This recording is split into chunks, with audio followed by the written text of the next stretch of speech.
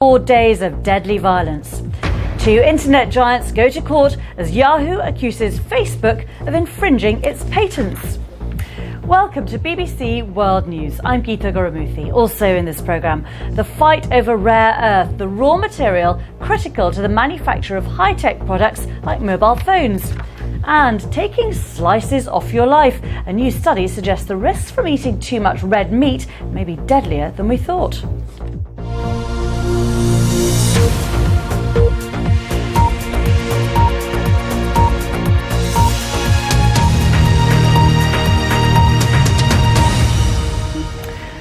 Two of President Karzai's brothers are amongst those who've been fired on in an attack in Afghanistan. Since the US soldier shot 16 civilians on Sunday, the country's been on alert for reprisals. Well, today a government group was visiting the villages in Kandahar where the weekend's attack happened. Rupert Goodwin's. Let's catch up with more business now. Here's Mariam. Geeta, thank you very much indeed. The US plans to launch a case at the World Trade Organization in conjunction with Japan and the EU against China's export controls on rare earth materials. These elements have become increasingly important, used in the production of high-tech goods, including mobile phones, hybrid cars and solar panels. But China accounts for more than 90% of global production of these minerals, and it's that dominance that has unnerved its trading partners. Well, let's talk now to Ivor Shrego. He's chairman of Rare Earths Global, a mining services firm which operates in China and which plans to list its shares on London's AIM market this year. Ivor, thanks for joining us. My pleasure. First of all, many people at home are wondering what exactly are rare earth minerals and why are they so important in high-tech development? And that's the business from me. Geeta, back to you. Mariam, thanks very much indeed. You're watching BBC World News. Still to come, stiff upper lip and a cup of tea? Not anymore in Britain today, where the caffeine fix comes in a double shot. And a letter sent from the doomed liner the Titanic returns to Belfast 100 years later.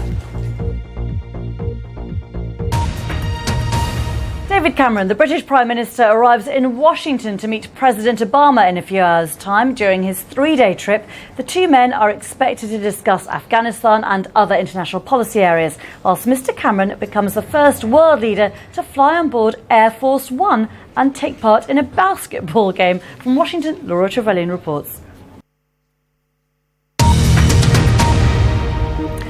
This is BBC World News. I'm Geeta Guru-Murthy. The headlines. Militants open fire on an Afghan government delegation visiting the village where an American soldier killed 16 people. And a ceasefire is agreed in Gaza between Israeli forces and Palestinian militants after 4 days of violent clashes. Now, eating red meat can dramatically increase your risk of dying prematurely. According to scientists in America, researchers at Harvard University have found that if you regularly eat red meat, sausages or bacon, you're at greater risk of getting both heart disease and cancer. Much more on all our news, of course, at the website. And, of course, the latest there from Afghanistan. Two of President Karzai's brothers amongst those fired on in an attack in Afghanistan. Looks like it could be a reprisal for the weekend attacks by a US soldier. This is BBC World News. I'm Geeta Guru-Murthy. Thanks for being with us.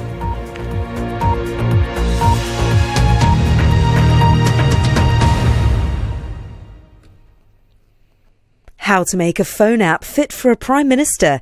The Daily Politics is next.